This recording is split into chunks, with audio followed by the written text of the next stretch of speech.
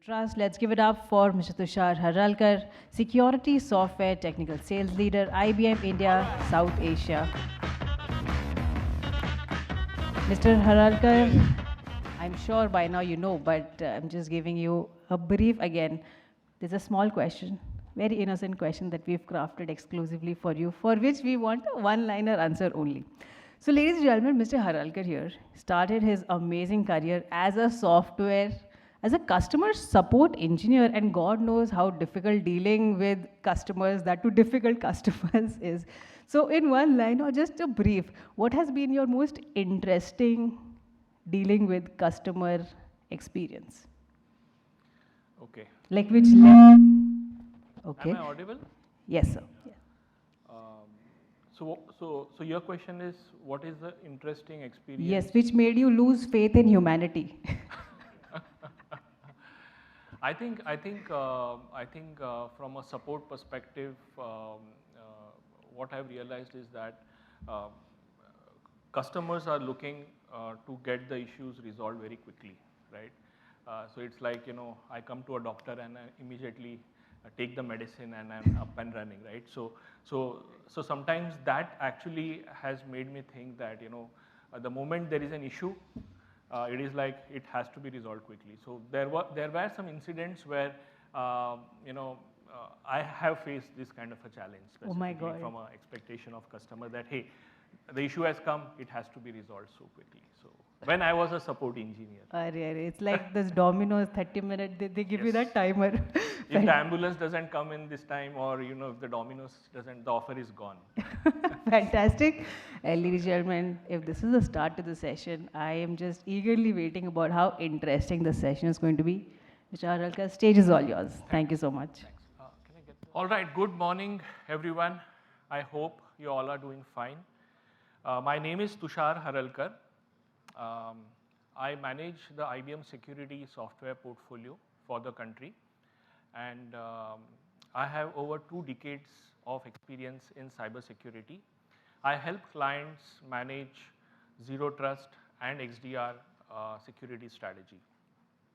So today I am going to talk about how do you strengthen the cyber resiliency through the powerful combo of Zero Trust and XDR. We had some great insights through the panel discussion. And in summary, what we are saying is security has to be by design and not afterthought, right? So let's start this session by the cyber attacks. So in the panel discussion, we, I think, heard about the different kind of cyber attacks, the data breaches that are happening, maybe due to a ransomware, or maybe due to a phishing attack, smishing attack, zero-day vulnerabilities, right? So the list, the IoT, OT attacks. So there are different kind of cyber attacks. But what we are seeing is ransomware is the biggest threat today, right? Compared to all other threats that we have. There are credential compromise, there are phishing attacks, but ransomware has been the biggest threat today when we look at the overall survey. So it is really disrupting the business. Now when we talk about these challenges, what we are seeing is that organizations are really looking to do digital transformation. Especially in the last 2 years, the adoption of digital has been rapidly increased because every one of us were working remotely, right? So organizations are rapidly adopting digital transformation. But while they are doing that, there are 4 key challenges that organizations are facing. One is applications are moving to cloud. So when I say cloud, it is not just one cloud provider. It could be AWS, it could be Google, it could be IBM Cloud. Applications are getting modernized, built in the cloud, while there are still some applications on-premise. So it's a hybrid cloud. So the challenge is, how do I have consistent security across my hybrid cloud? That's the biggest challenge, right? The second challenge is, as we all are working remotely, how do I know that this is the same user that he claims to be, or the same device? Maybe he is coming from a registered device, but how do I know that it is not compromised? Because in a digital world, it is very difficult to know.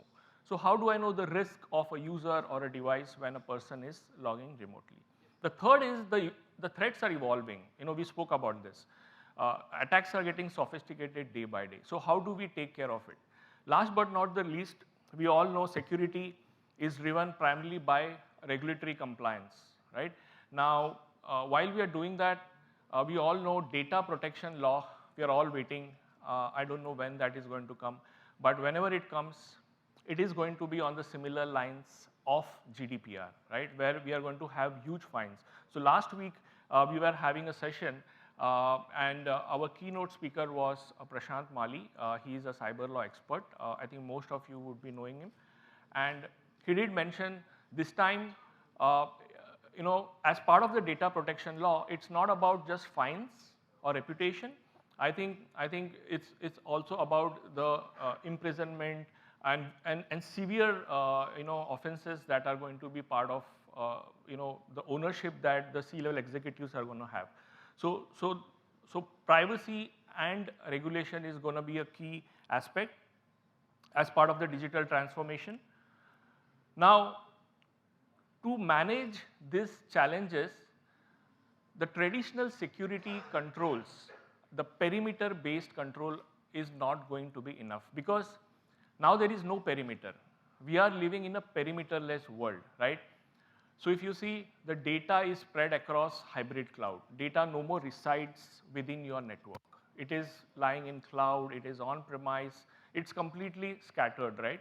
So the complexity has increased. So in fact, a survey says it takes 252 days to identify and contain a breach. So the threat is within your organization and it may take that much of time to really identify and contain that breach because the data cannot be controlled now. The second is, especially in the last 2 years where all of us, most of us in fact are working remotely, the risk of identifying identity and a device has become significantly difficult. The third is the risk of ransomware especially, right? While we have different threats, the risk of ransomware, we see the staggering numbers in terms of the business impact ransomware can do. And last but not the least, as part of this digital transformation, how do I preserve my data privacy, consent, and regulations? So these challenges is where organizations are turning towards a zero trust model. So zero trust is not a product, it's not a tool, we all know that. It's an overall security strategy that has to be aligned to your business goals, right?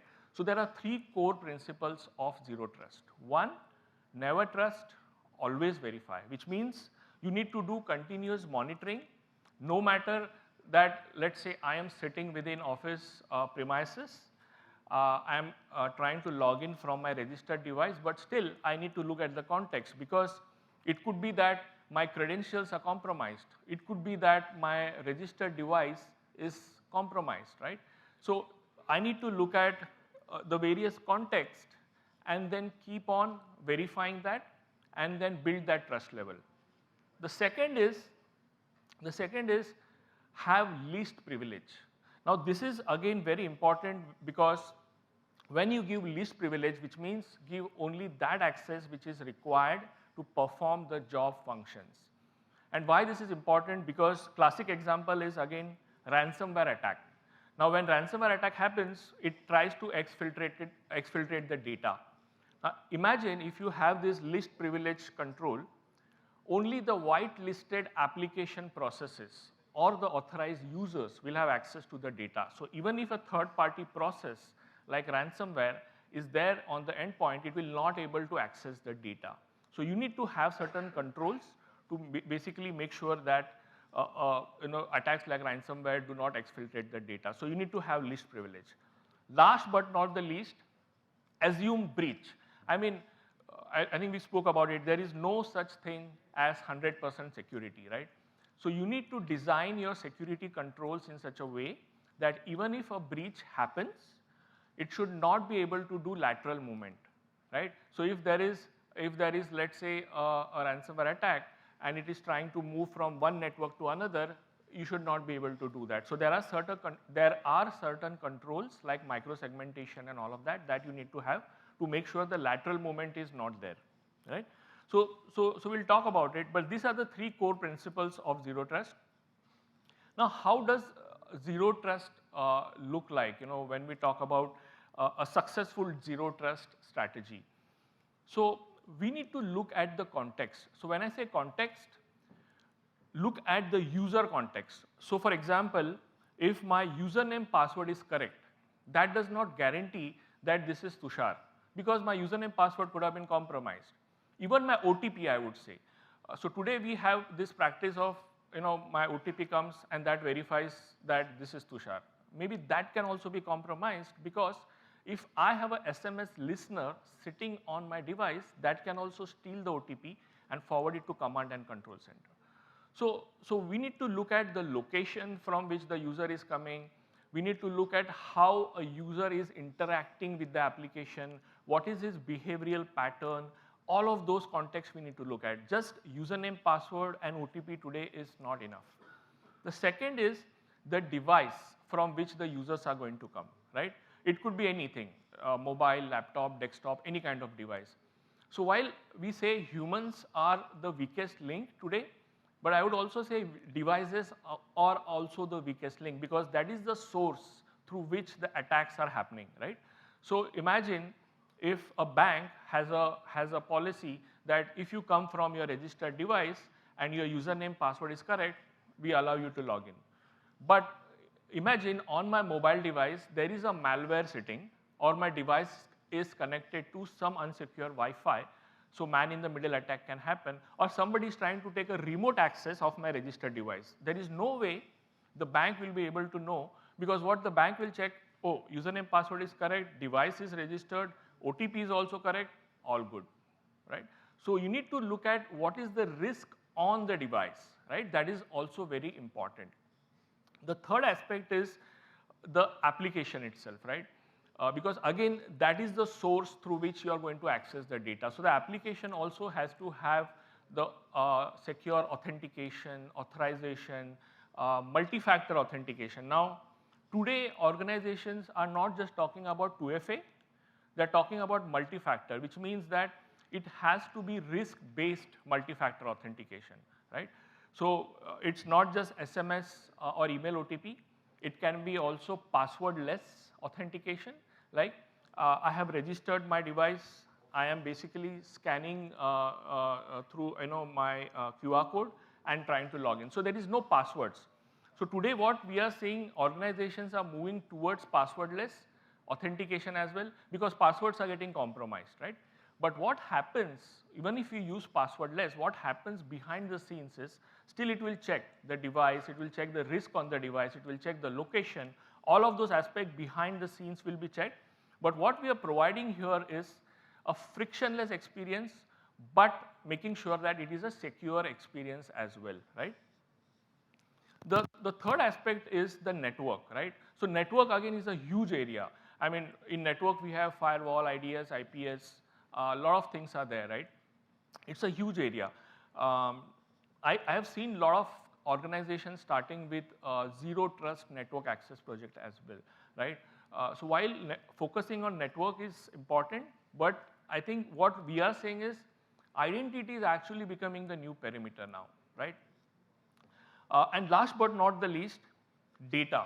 We all know how important that is, right? So when I say data, it can be personal, financial, demographic, all kind of data which is lying in structured or unstructured way.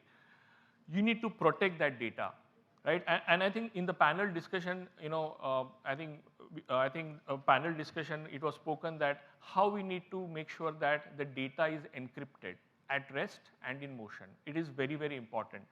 But while encryption is important, we need to also make sure we need to get visibility around it, right? First step is, how do I know where my critical data is lying? That is the first step. Once I know where my critical data is lying, only then I can protect it. So once I know where my critical data is lying, I will start encrypting it, and then I will have policies around it to basically make sure that nobody tampers with that data, right? So we need to look at all of the context for each of these elements and then basically make a conscious call. Now, when we talk about zero trust, there are different frameworks, right? So NIST has a framework. So whatever architecture we have has to be aligned with the NIST framework. So if you see Gartner, Forrester, have laid down these frameworks. Again, if you see Forrester, data is at the center, and all these elements that I spoke about are the sources through which the data is going to get access. So that has to be secured. So we follow Gartner Carta framework for doing the assessments. So that's one of the frameworks that we follow as part of the zero trust assessments that we do, and it is aligned with the NIST framework as well. So now when we talk to a lot of CISOs, CIOs, we ask, there are many things to do, right, from a priority perspective. So what are those priorities that they have, as part of zero trust?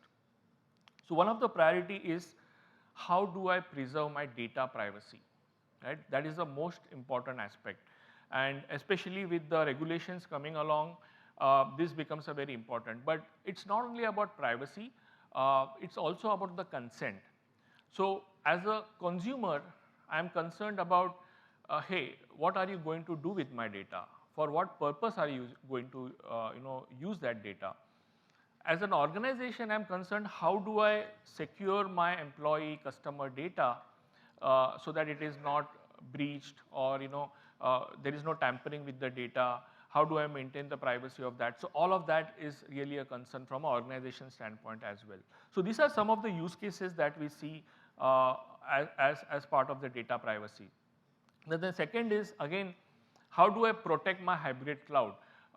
One of the aspects is, I have my data in multiple cloud providers, and every cloud provider has its own way of doing encryption, right? So how do I manage the keys for that encryption, right? Because every cloud provider will have its own way of encryption, and it becomes difficult for me to manage. So one of the use cases, how do I manage the keys, encryption keys centrally for those different cloud providers?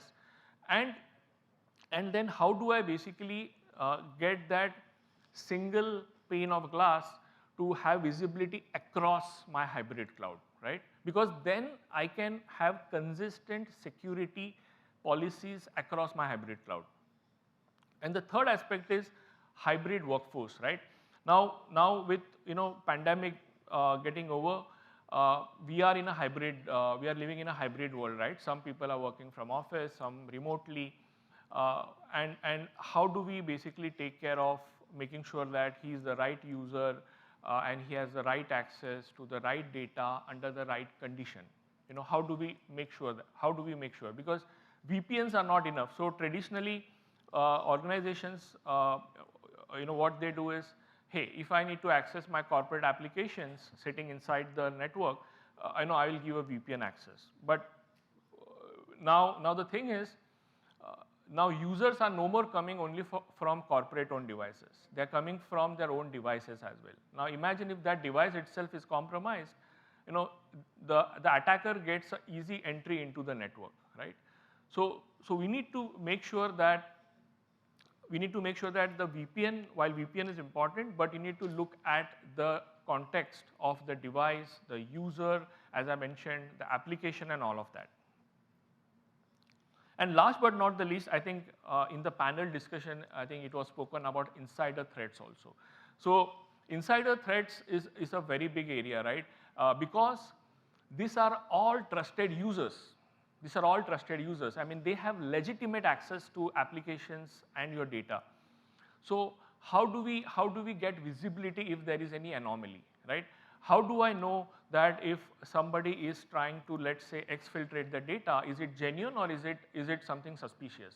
There could be a case that an employee is serving his notice period and he is probably trying to exfiltrate suddenly a lot of data. Or for example, a privileged user who is basically trying to log in and delete certain customer tables or clone certain customer tables, which is not a normal behavior. So how do we detect outliers for insiders, right? Because we all know insider threats is the biggest threat today compared to the outsiders, right? So how do we take care of that? So we would need controls around each of these areas. Now, have you started your zero trust journey? That's the biggest question. Now, you need to think holistically when we talk about zero trust, because we all know it is not a product, it is not a tool. So you need to basically think more than a network security, like a perimeter, firewall, IDS. It is important, but you need to think beyond that. And what we help you is basically in terms of making sure where are you now in terms of your investments of security controls and where you want to end up, right? So what we do is basically we do a quick value assessment for you, which is like some questionnaires we'll ask in terms of understanding your environment, and then we offer this as a free value assessment, and we give you visibility in terms of, hey, from a identity perspective, from a data perspective, this is what you have, or probably this is what is missing today. So if this is missing, then what is the risk of not having that control?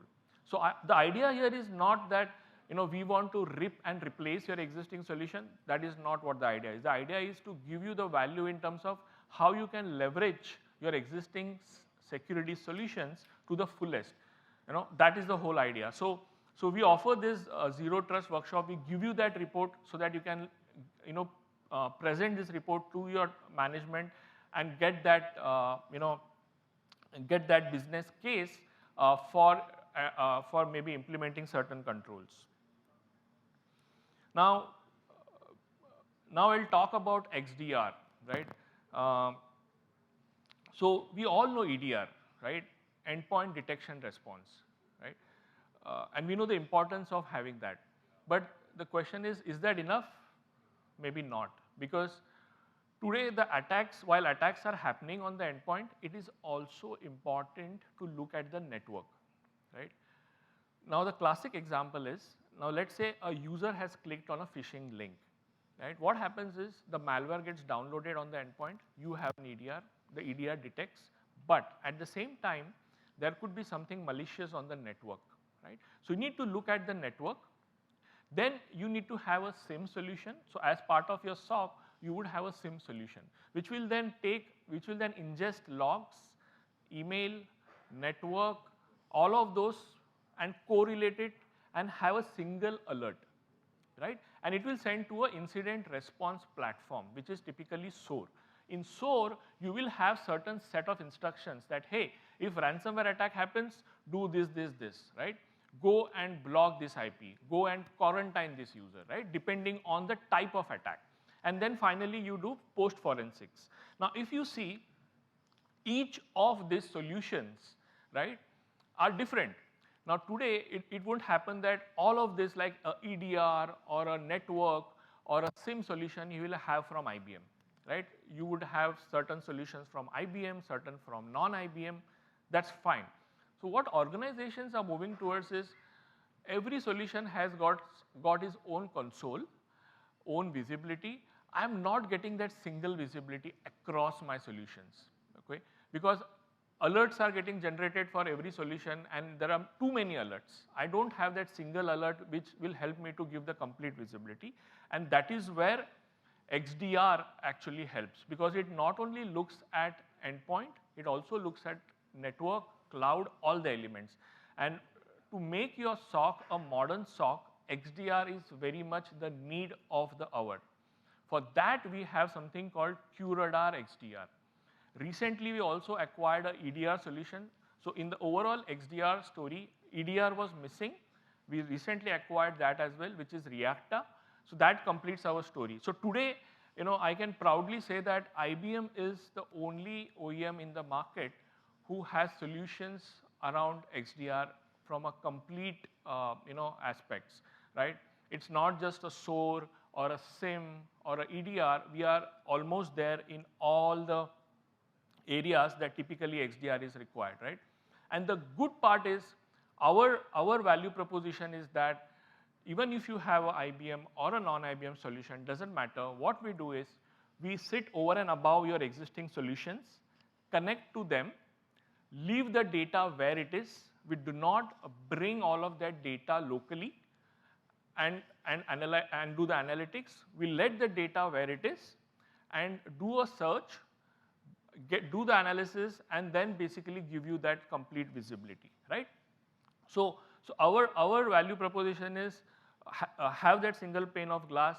You do not have to log into each and every console. So you may have 60 different tools from 25 different vendors, right? And imagine the kind of manageability or administration that you have to do to log into each and every console, and there is no integrated or a single view. So we help you to get that unified view, eliminate the silos, have that unified workflows, a single unified workflow, and then take an action, right?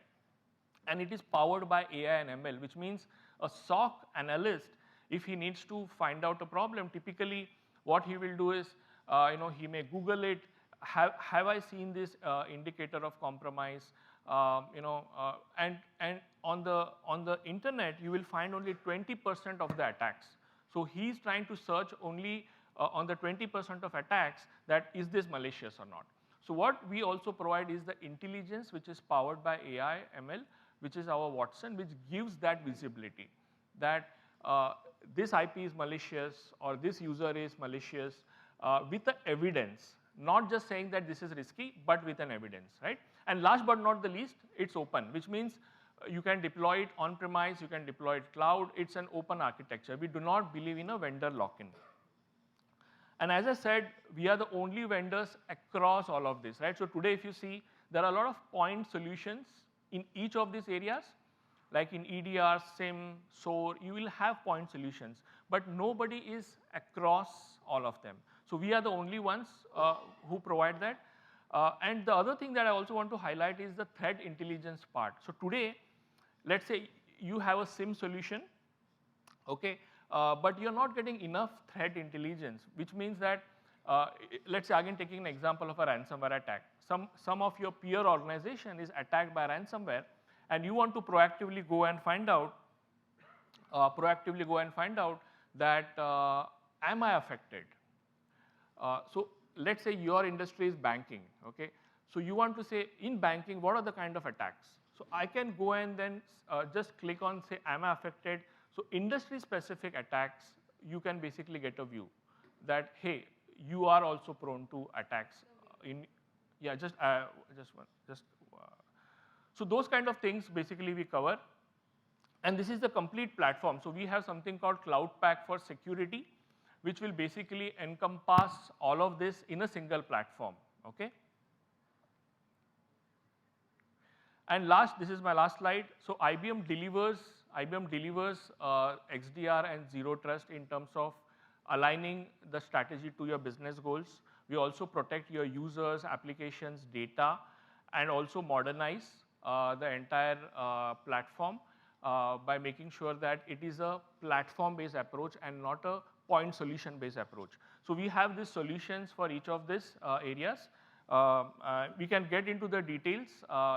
If you are interested in specific areas, please do connect. And that's it. I mean, you all know IBM, right? What value IBM brings. So these are some of the aspects that we bring to the table. And thank you so much.